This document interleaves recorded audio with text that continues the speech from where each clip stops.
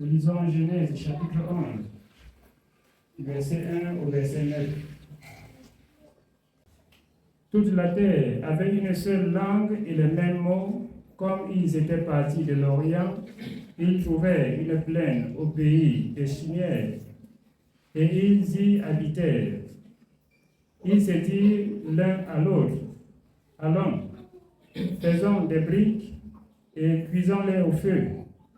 Et la brique leur servit de pierre et le bitume leur servit de ciment. Il dit encore, allons, bâtissons une ville et une tour dont le sommet touche au ciel, et faisons-nous un nom, afin que nous ne soyons pas dispersés sur la face de toute la terre. L'Éternel descendit pour voir la ville et la tour que bâtissaient les fils des hommes. Et l'Éternel dit, voici, ils forment un seul peuple et ont tous une même langue. Et c'est là ce qu'ils ont entrepris. Maintenant, rien ne les empêcherait de faire tout ce qu'ils auraient projeté. Amen. Je nous exhorte ce matin pour dans Genèse 11 qui fait partie de la généalogie de la création.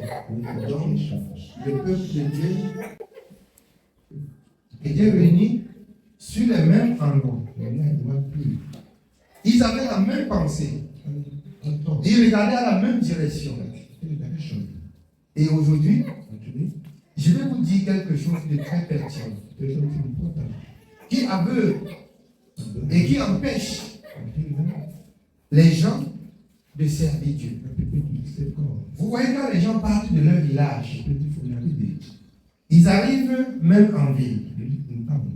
Ils ne recherchent pas à connaître même le Dieu créateur, mais ils ont toujours la pensée d'être réunis autour des réunions pour former la même pensée afin que leur pensée rejoigne celui du village.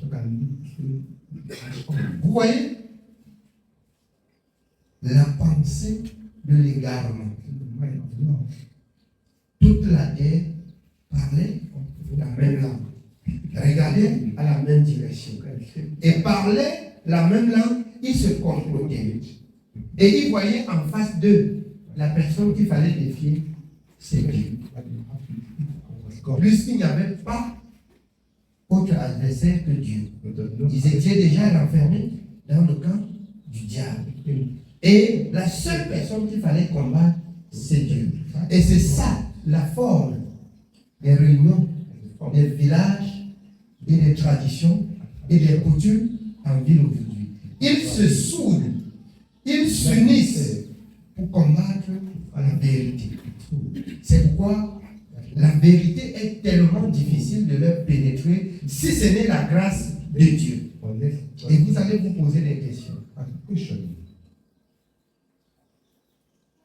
On dit que oh, si tu ne fais pas la réunion du village, la réunion du village n'empêche pas de servir ton Dieu. Si la réunion du village n'empêche pas qu'on serve Dieu, venez-nous tous à l'église une fois. On fait l'église. Après, on va voir si la réunion du village est aussi d'accord avec la parole de Dieu. Amen. On verra, chemin faisant, si la parole de Dieu est aussi en accord avec la réunion du village. Mais bien aimé, je vous parle et je vous donne la généalogie de la création. Les hommes parlaient les mêmes langues. Et c'est ici, ceux qui entrent à l'église aujourd'hui, on dit, mais est-ce que Dieu t'empêche de faire ci? Est-ce que Dieu t'empêche de faire ça? J'ai pris Jérémie 10 qui nous dit, la coutume des nations reste vaine. Vous qui avez accepté le nom de l'Éternel, n'imitez pas la voix des nations. La voix des nations, c'est aussi ça. Ils disent qu'on se retrouve. Non. Quand vous allez voir la réunion du village central, maintenant ils viennent interpeller la réunion des quartiers. Après la réunion des quartiers rencontre à la réunion centrale du village. Après, vous allez voir, ils vont bâtir les tours pour réunir la réunion des quartiers. Après, ils bâtissent les tours pour réunir la réunion centrale du village, afin de se donner des conseils pour défier ce que Dieu dit. Et c'est ce que nous vivons dans la société aujourd'hui. Je parle ceci afin d'attirer l'attention des enfants de Dieu qui pensent qu'on peut servir les traditions et servir Dieu, qu'on peut servir les coutumes et servir Dieu. Ils regardaient à la même direction, faisant leur volonté pour défier Dieu. Pour défier Dieu. Amen. Oui, bien aimé. On continue.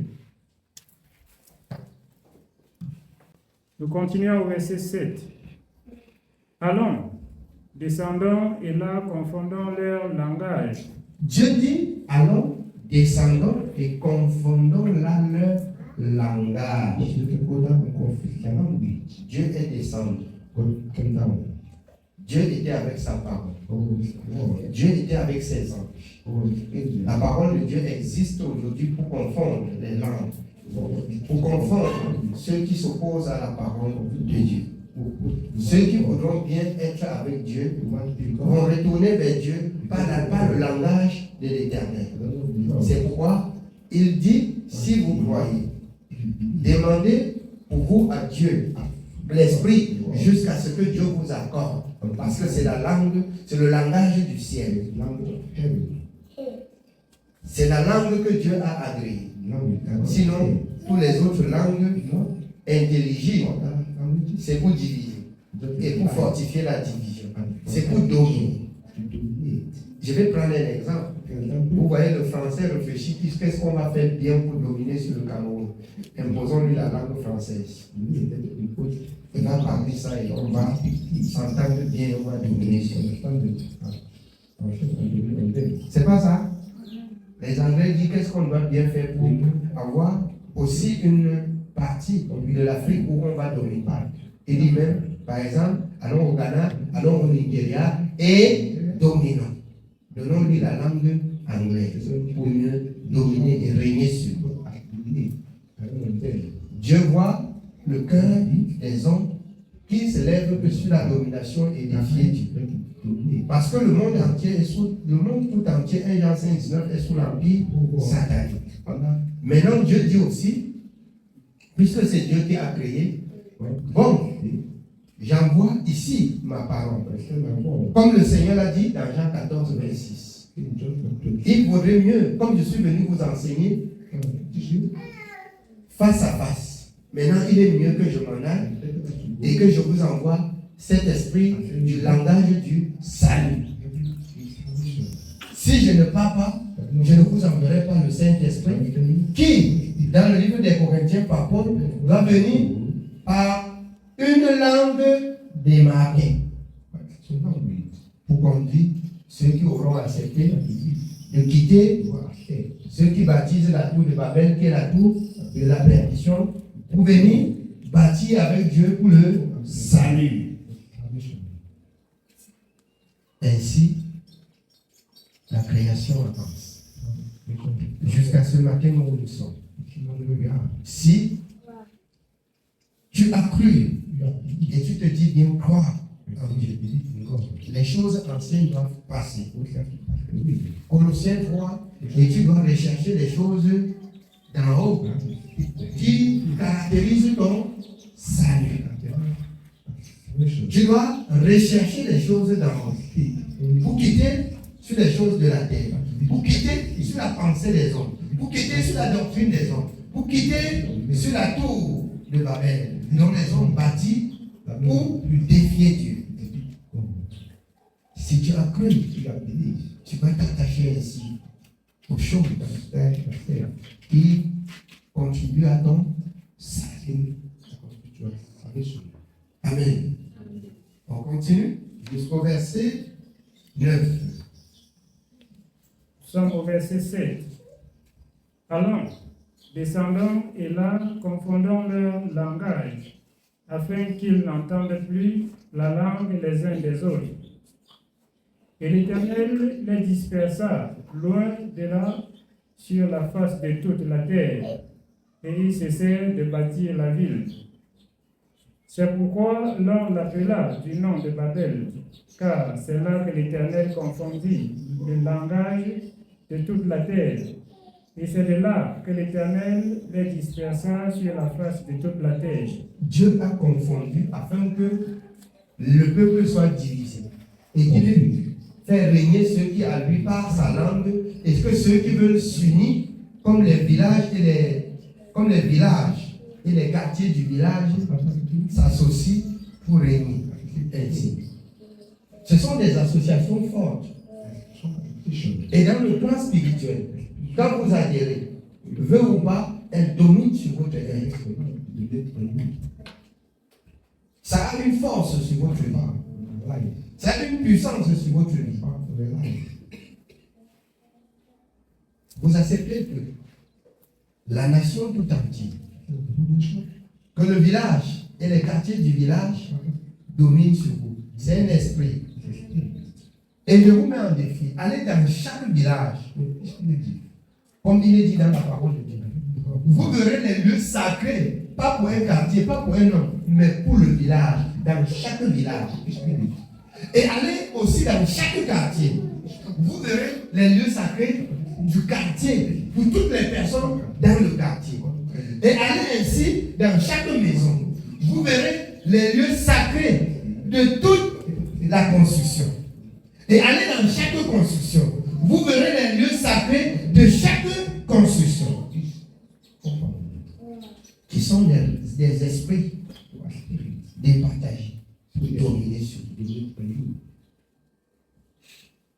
la tour de Babel.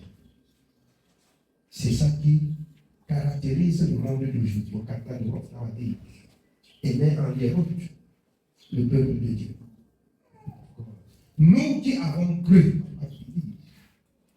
baptisons avec Dieu. Ayons une bouche adaptée au langage de l'Éternel. Si vous avez goûté que Dieu est bon, servons-le selon sa parole. Servons-le selon sa parole. Je vais par la suite prendre, par exemple, Abraham. Abraham que Dieu dit, va-t'en, pars de ta patrie. Il n'est pas sorti, bien aimé, avec les grains pour les planter quelque part. Il n'est pas sorti, il n'a pas dit que la tradition, il n'a pas dit. Il est parti sur la parole de l'Éternel. Et l'Éternel l'a conduit. Allons-y jusqu'au verset 9. Si nous avons atteint le verset 9, prenons le chapitre 12 à partir du verset 1. Nous comprenons Abraham. Nous écoutons Abraham. Abraham, pas Abraham encore, Abraham. Oui. Nous lisons Genèse chapitre 12 à partir du verset 1. L'Éternel dit à Abraham, va-t'en de ton pays, de ta patrie et de la maison de ton père dans le pays que je te montrerai. Va-t'en. Va. Quitte ta nation, quitte ton Dieu, quitte et va dans le lieu que je vais t'indiquer. Aujourd'hui, ce n'est pas facile. Ceux qui sont endoctrinés par ce tour de Babel, par cette tradition, c'est difficile qu'ils partent de leur patrie, qu'ils partent s'installer ailleurs. C'est très difficile. Sinon, il faut qu'ils emportent tous leurs idoles. Va-t'en. Oui, on continue. Nous continuons au verset 2. Je ferai de toi une grande nation et je te bénirai. Je rendrai ton nom grand et tu seras une source de bénédiction. Abraham sera une source de bénédiction. Dieu lui donnera des richesses. Écoutez les promesses de l'Éternel. Et vous voyez comment Dieu doit lui donner ses richesses. Sur la parole de l'Éternel qui marche, il obéit. Il ne fournit pas d'efforts pour avoir ses richesses. Vous travaillez sans vous reposer avec des richesses pourries. Vous travaillez jusqu'à ce que vous n'avez pas le temps de vous rendre dans la maison de Dieu pour des richesses pourries. La richesse, premièrement, est spirituelle. Vous dominez avec le spirituel, le physique là se concrétise seul. Ce n'est pas votre force qui vous donne. La richesse est spirituelle. Oui, on continue. Continuons au verset 3. Je bénirai ceux qui te béniront et je maudirai ceux qui te maudiront. C'est encore là quelque chose de très pertinent. Si quelqu'un sait Dieu, si quelqu'un s'attache à Dieu, si quelqu'un marche sur la conduite de l'Éternel, tu le maudis, tu es maudit. Tu le bénis, tu es béni. Amen.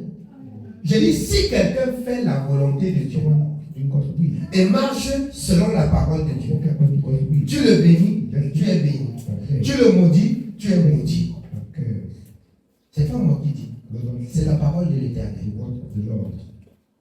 On continue. Abraham partit comme l'Éternel le lui avait dit, et l'autre partit avec lui. Abraham était âgé de 75 ans lorsqu'il sortit de Charan. Abraham prit Sarai, sa femme, et l'autre, fils de son frère, avec tous les biens qu'il possédait et les serviteurs qu'il avait acquis à Charan.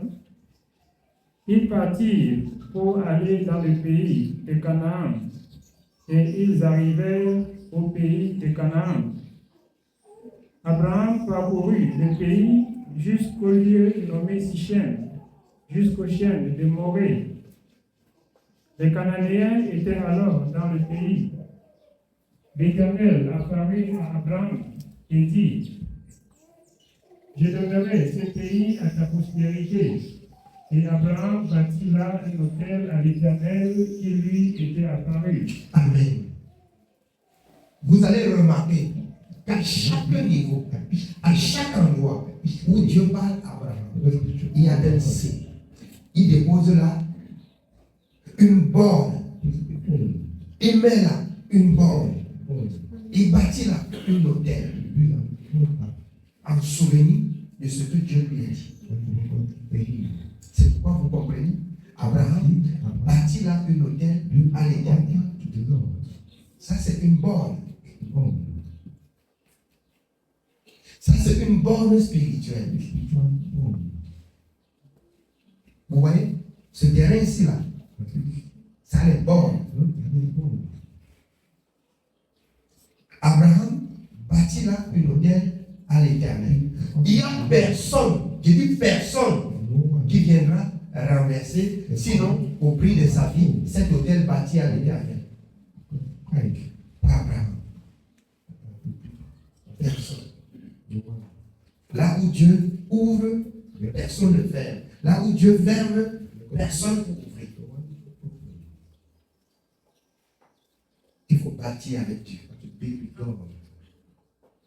Il faut écouter Dieu pour avancer. Et à chaque niveau où Dieu te parle, mets un point là. Pour bien comprendre ce qu'il t'a dit.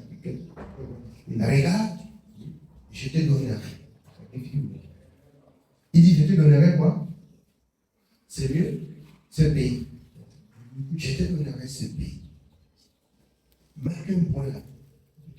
Marque un point sur ce que Dieu t'a dit. Et médite bien sur ce que Dieu t'a dit.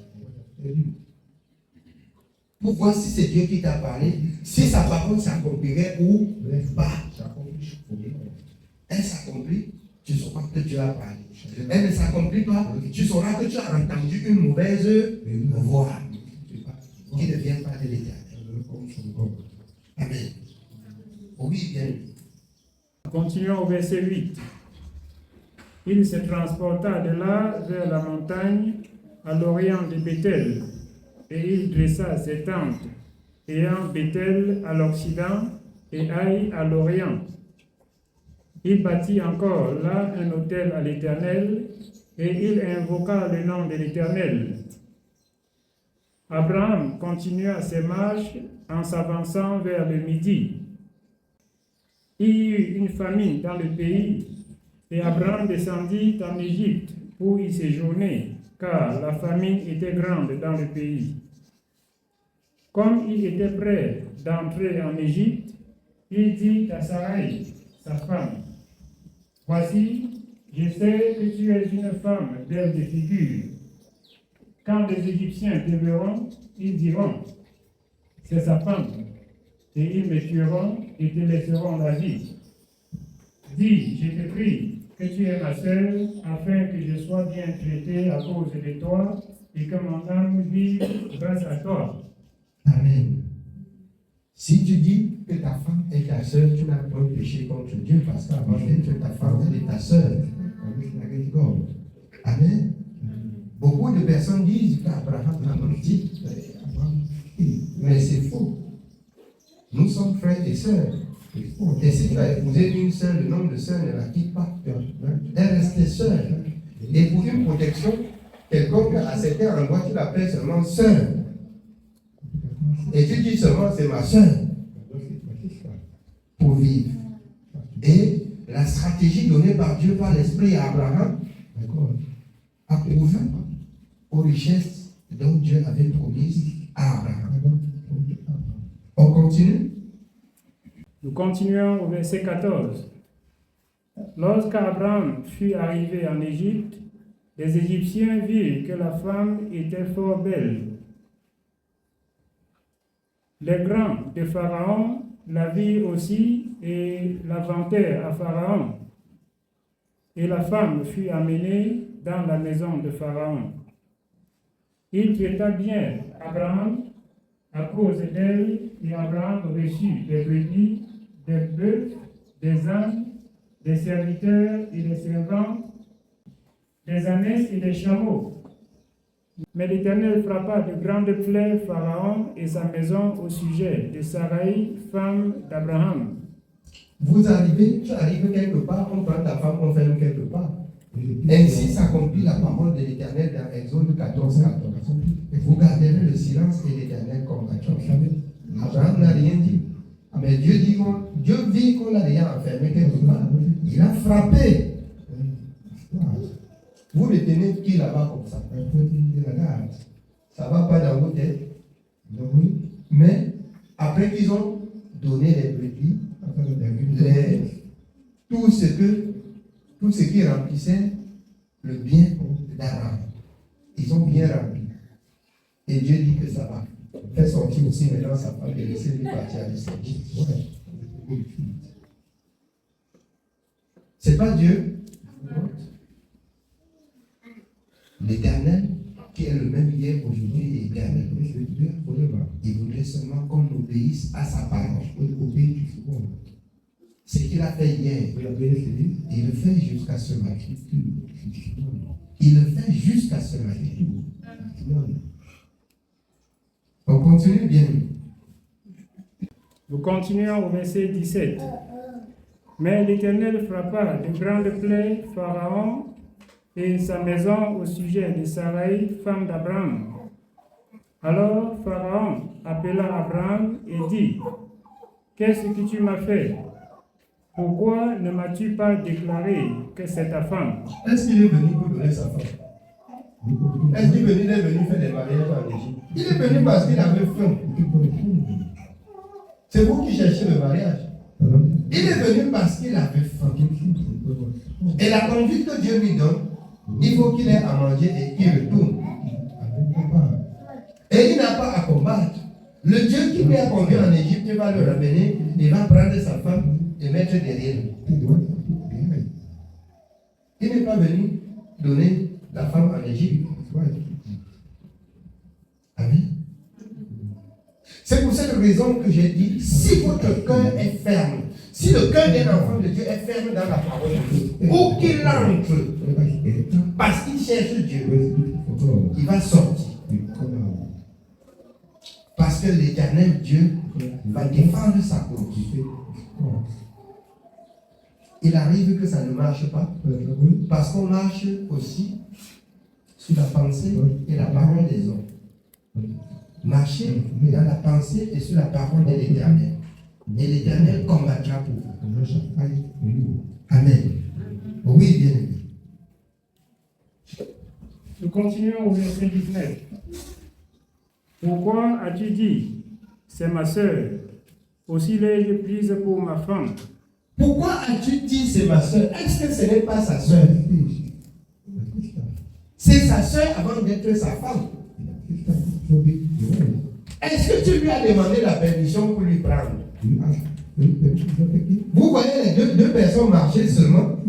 Vous séparez, l'une pour fermer dans la chambre et l'autre pour lui donner les richesses. Donc vous donnez la dot et vous fermez l'autre sans parler. Au commencement était la parole.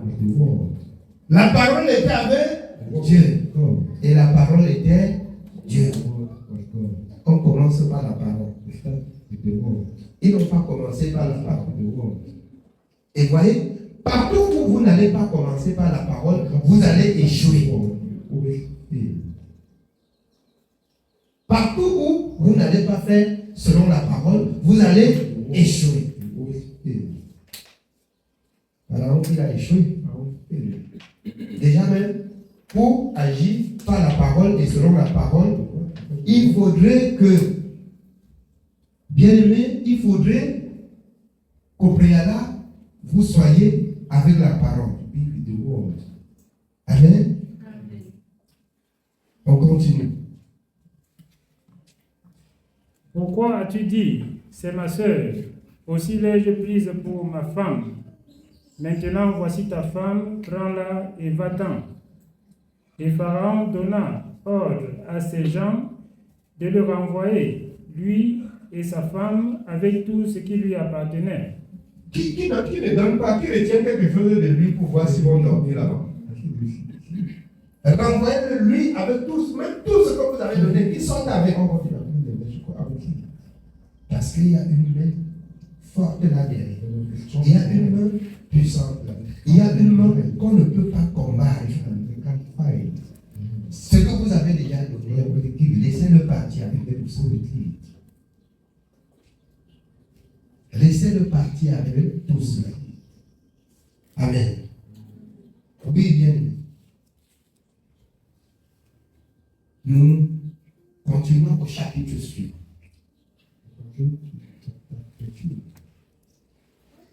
Continuons au chapitre 13 de Genèse. Abraham remonta d'Égypte vers le midi, lui, sa femme, et tout ce qui lui appartenait, et Lot avec lui. Vous allez comprendre quelque chose de très pertinent. Pourquoi avec Dieu, on ne va pas avoir des tiraillements, des querelles au milieu de nous? Celui qui garde son calme et qui regarde vers l'Éternel, c'est toujours celui qui s'en sort. C'est toujours celui qui s'en sort. Faites cette expérience. Vous verrez que beaucoup de paroles, il ne manque pas de péché. Mais quand vous redoublez de vigilance et de silence pour écouter l'Éternel, c'est la réussite. Amen. On continue? Nous continuons au verset 2. Abraham était très riche en troupeaux, en argent et en or. On lui donnait les troupeaux, l'argent, l'or. On a tout versé. On a tout versé. Voilà pourquoi la parole de Dieu dit l'or, l'argent et tout ce qui renferme le monde appartient à Dieu. Vous voyez, en moins de secondes, Dieu a rempli quelqu'un. Il a rempli Abraham. En moins de secondes. Je vais vous dire quelque chose. Obéissons à Dieu. À moindre coup comme cela, Dieu peut vous rendre ce que vous ne vous imaginez. Dieu peut vous rendre ce que vous ne vous imaginez pas. Amen. Vous pouvez poser seulement un seul petit. Dieu peut poser seulement quelque chose de là qui tourne le côté de votre vie. Parce que vous êtes précieux à ses yeux.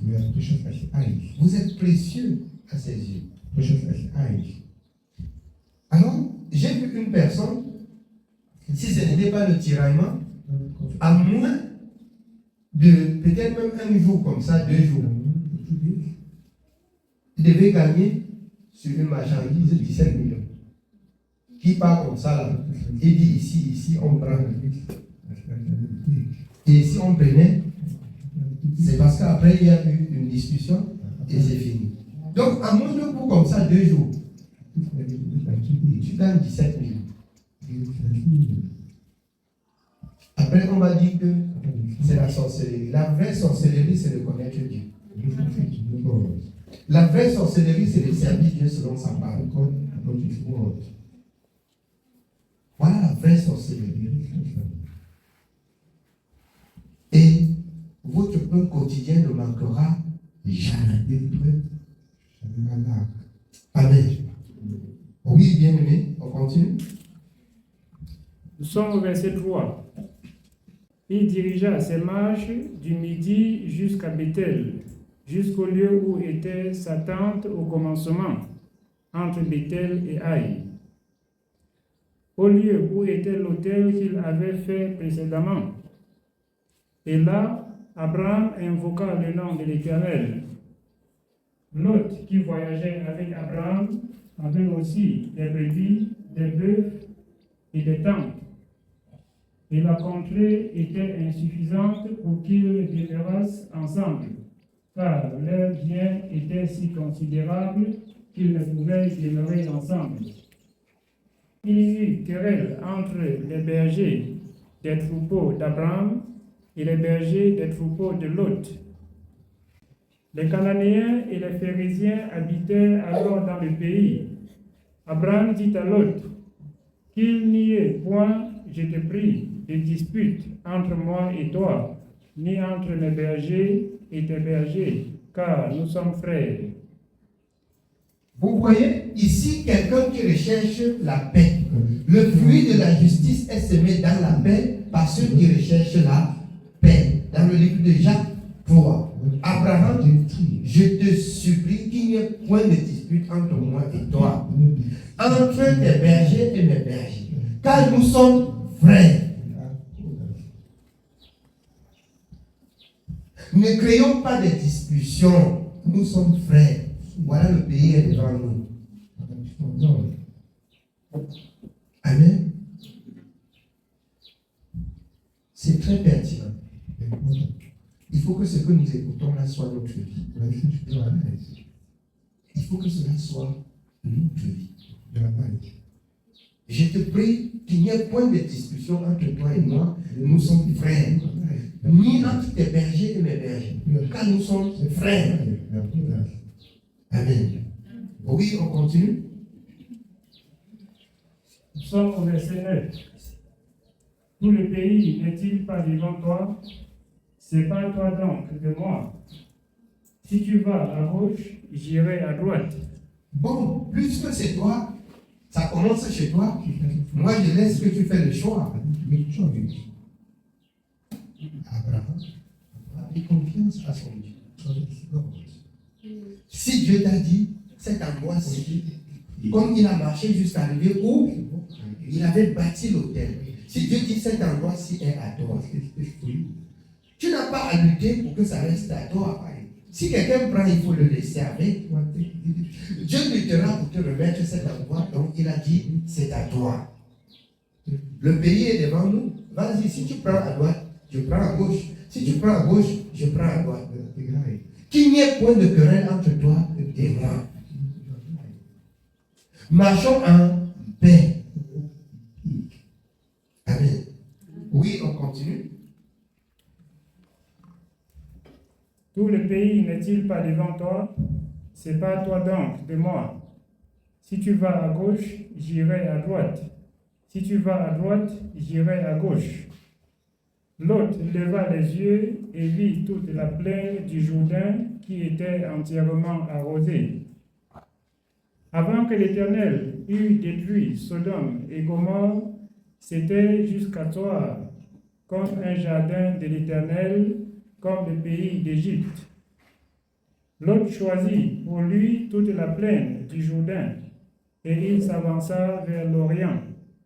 C'est ainsi qu'ils se séparèrent l'un de l'autre. Abraham habita dans le pays de Canaan, et Lot habita dans les villes de la plaine, et dressa ses tentes jusqu'à Sodome. Les gens de Sodome étaient méchants et de grands pécheurs contre l'Éternel.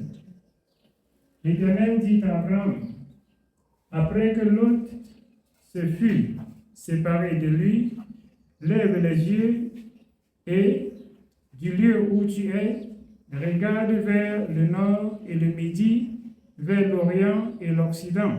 Qui a compris quelque chose? L'autre a levé ses regards, il a regardé, il a choisi là où c'est.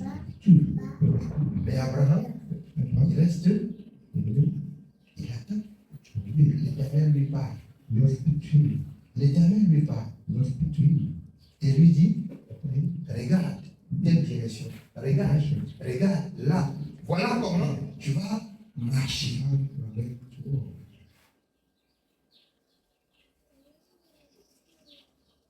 C'est pourquoi l'apôtre Paul dans Galates 5:16, marchez par l'esprit, écoutez Dieu, et il vous conduira.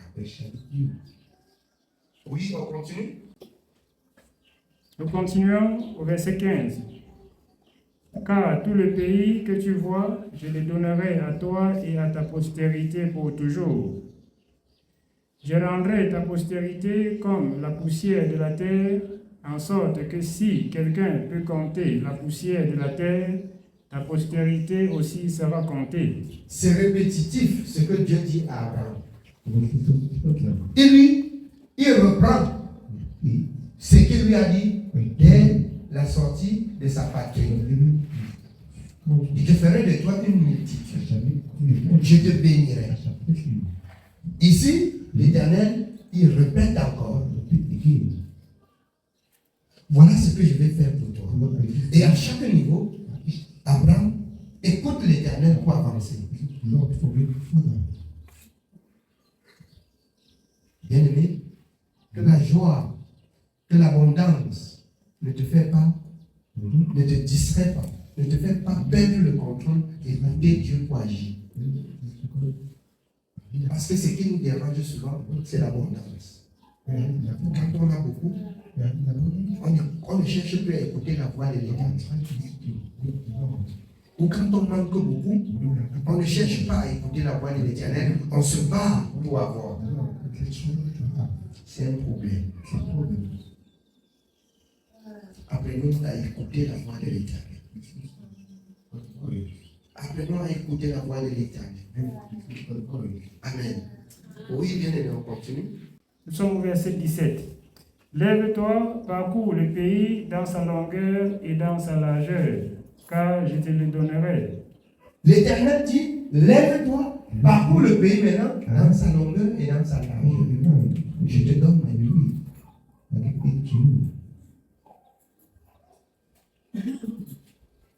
Bien-aimé, ce qui vient de l'Éternel est précieux. Ce qui vient de l'Éternel est précieux. Ce qui vient de la justice. Ce qu'on gagne selon la justice. Ce qu'on gagne selon la vérité. Ce qu'on gagne en écoutant Dieu. C'est ce qui est bien. Voici pourquoi, dans Psaume 33, Psaume 33 à partir du verset 4.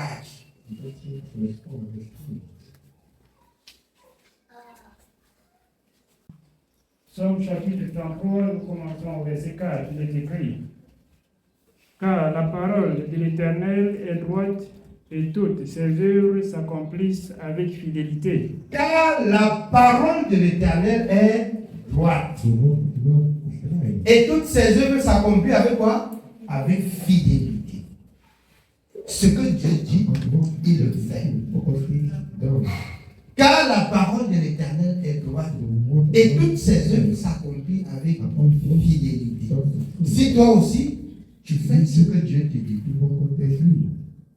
Et tu restes dans ce que Dieu dit. Habakkuk, la parole là, elle s'accomplira. Même si elle tarde, elle s'accomplira. Amen. Oui, bien, on continue. Il aime la justice et la droiture. Il aime la justice et la droiture. Ceux qui prennent les voies tordues, Dieu aime.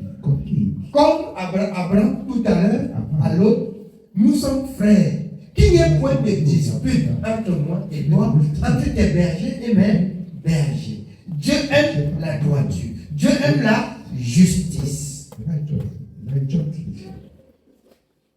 Amen. Oui, bien aimé, on continue. Il aime la justice et la droiture. La bonté de l'Éternel remplit la terre. Les cieux ont été faits par la parole de l'Éternel, et toute leur armée par le souffle de sa bouche. Il amoncelle en un tas les eaux de la mer. Il met dans des réservoirs des abîmes. Que toute la terre craigne l'Éternel. Que tous les habitants du monde tremblent devant lui. Car il dit et la chose arrive. Il ordonne et elle existe. L'Éternel renverse les desseins des nations. Il anéantit les projets des peuples. Les desseins de l'Éternel subsistent à toujours, et les projets de son cœur de génération en génération.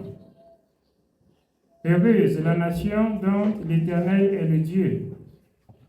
Heureux le peuple qu'il choisit pour son héritage. Heureuse la nation dont l'Éternel est le Dieu. Vous êtes heureux si c'est le Seigneur qui vous conduit, comme il a conduit Abraham. Heureux si c'est l'Éternel qui vous conduit.